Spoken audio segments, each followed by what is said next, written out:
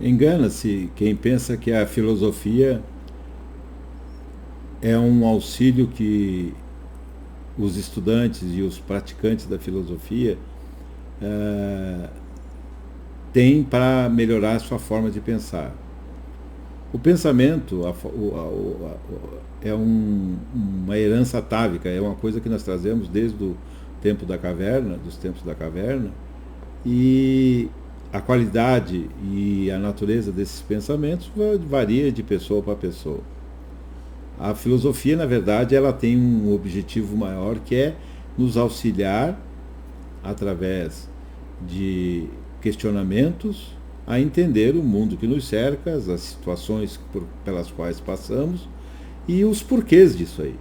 Encontrar os porquês disso aí para que haja uma evolução por parte do ser humano naquilo que é mais importante, que é a sua parte filosófica, a sua parte espiritual e mental. A filosofia hoje ela ocupa praticamente todos os ramos do conhecimento humano, porque em todos eles cabe sempre um porquê, cabe sempre um questionamento e cabe sempre uma busca para o melhor conhecimento. Isso é um atributo que a filosofia traz consigo, entre alguns outros, buscando sempre trazer o que é dentro daquela linha que você adota que realmente é importante para você. As pessoas têm o costume de dizer assim, a minha filosofia é isso. Ninguém tem filosofia. Filosofia é universal, filosofia é cada autor expressa a sua interpretação dos porquês do mundo que o cerca. Seja ele existencialista, seja ele sobre a ética, sobre religião, sobre história, sobre a evolução humana, sobre todos os temas, na verdade, humanos e que envolvem essa nossa necessidade de entender. E, sobretudo, e muito principalmente, para que possamos entender de onde viemos e, se possível, para onde vamos. Primeiro de tudo, antes de você pensar em filosofar, fazer um questionamento, você tem que entender por que você nasceu na família que você nasceu. Qual a necessidade de você ter nascido na cidade que você nasceu? Por que você fala a língua que você fala? Por que você usa o sistema alimentar que você atualmente usa? Por que você usa as roupas da maneira que você usa, seguindo padrões da maneira que você segue? E assim por diante. Porque todos nós temos em nós essa curiosidade, para não dizer uma ansiedade, para não dizer uma ansiedade, em ter essas respostas. O que acontece que nós já nascemos prontos ou somos uma página em branco na vida e ela vai sendo preenchida com o desenvolvimento da nossa existência? Na verdade, nós temos que entender isso. O que é que nós somos? Por exemplo, particularmente, e estudando amadoristicamente filosofia, apesar de que fiz alguns cursos de especialização, eu entendo que nós, por exemplo, não nascemos prontos. E vamos com o tempo envelhecendo. Isso é uma coisa que eu já constatei. Isso não existe. Nós não somos um sapato, um chinelo, um guarda-chuva, um carro, uma casa que você apronta e com o uso vai perdendo a sua utilidade até que fique inutilizável. Ao contrário, o ser humano é um dos animais que habita o planeta Terra e que mais tempo leva para começar a se aprontar para enfrentar a vida. Em média, 18 anos. Em média. Alguns mais, outros menos. Ao passo que um potro, por exemplo, quando a égua dá cria, ele em minutos já começa a ficar de pé, já começa a procurar alimentação e dali um dia, 2 dias já está correndo no pasto. E não vai passar disso. Por quê? Porque ele não sabe que vai morrer.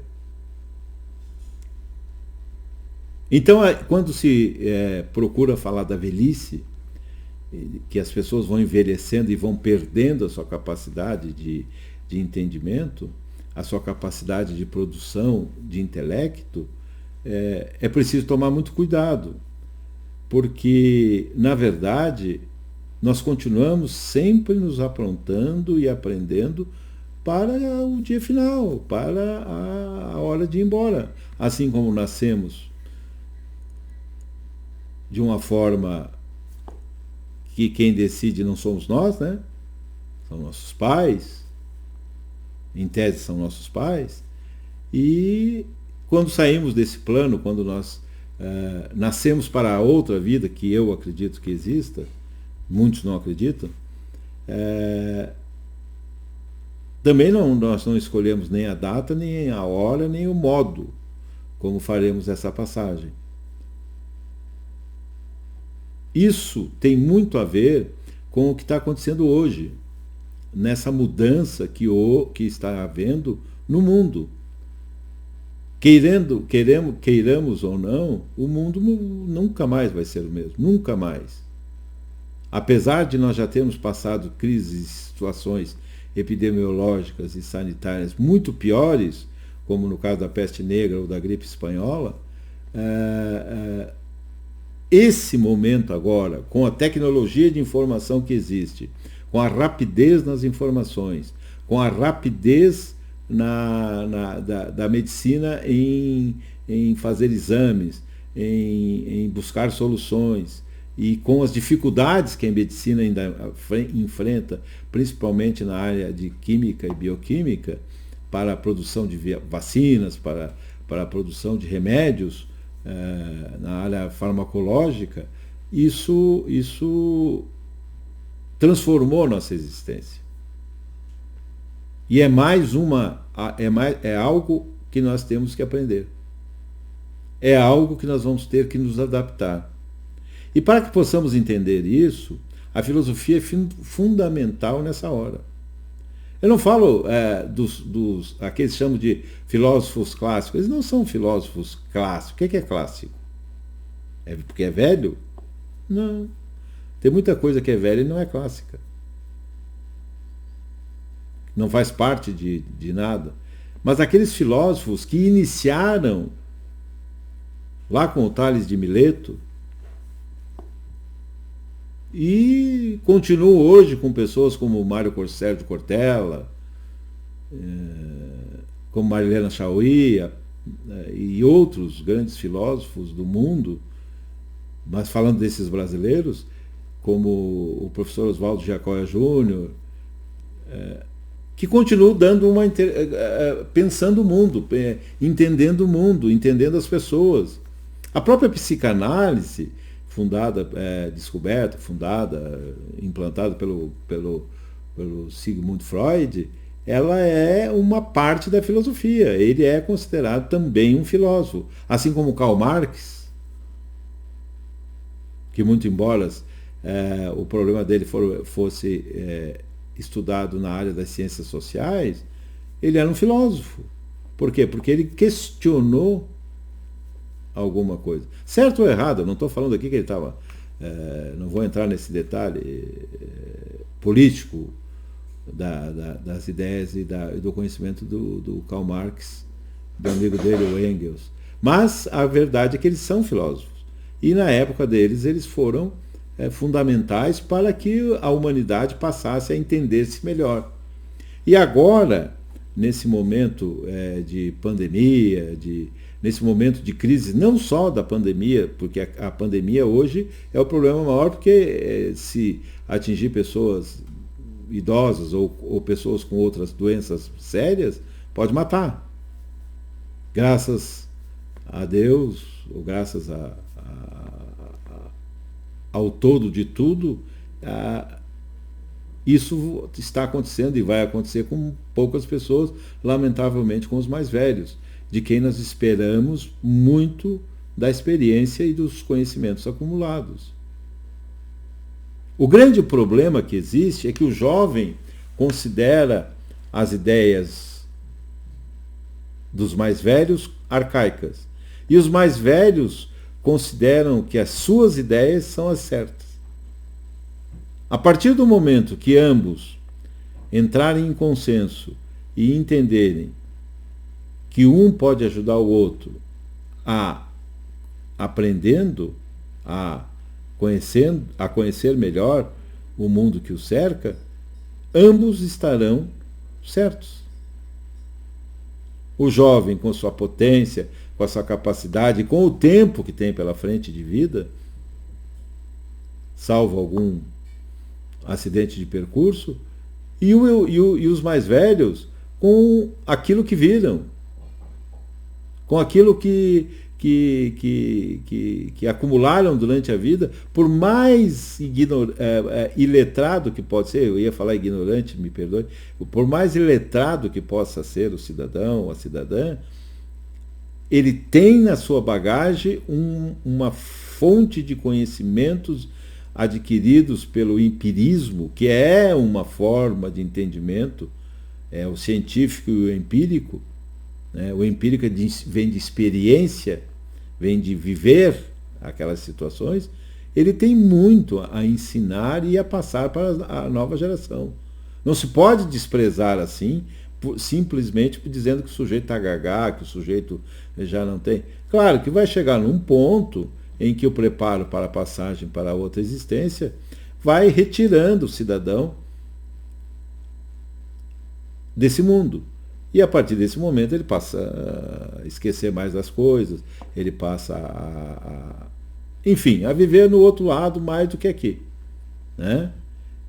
Mas até lá, até que isso ocorra, e isso com os avanços que temos conseguido no progresso da ciência, está cada vez mais tarde chegando esse momento em que a pessoa realmente não pode mais contribuir com a sua experiência. Hoje, uma pessoa de 80 anos já não é o que era na minha infância, por exemplo, na minha juventude. Um homem de 80 anos era quase um Matusalém. Hoje, um homem de 80 anos pode perfeitamente ainda revolucionar o mundo. Revolucionar onde ele está. Basta que para isso ele queira manter o seu pensamento ativo. E o jovem tem que ter na sua consciência que ele está todo dia acrescentando um tijolinho a mais no seu edifício de conhecimentos. Ele não nasce pronto e tampouco nasce totalmente em branco. Ele, desde que nasce até a hora que morre, como se diz comumente, ele é um ser em evolução. Aprendendo, se formando. Para quê? É uma das perguntas que a filosofia faz. Portanto, se você está triste, se você está entrando na famigerada depressão, se você está infeliz, não procure culpados. Não procure punições, nem para si, nem para ninguém. Procure entender o porquê que isso está acontecendo. Não guarde mágoas, não guarde rancores. Quando eu falo isso, falo para mim também. Apenas e tão somente procure entender. Eu não estou aqui pregando a filosofia do Gandhi, nem nem pregando qualquer outra filosofia de passivismo, de aceitação quieto, não. Eu estou pregando aqui que cada um de nós procure entender o que está à sua volta. Ao fazer isso, muitas das doenças que hoje são consideradas as doenças do século XXI vão desaparecer. Podem ter certeza disso, porque nascemos para sermos felizes, para vivermos em paz conosco e principalmente para evoluirmos. Pense bem.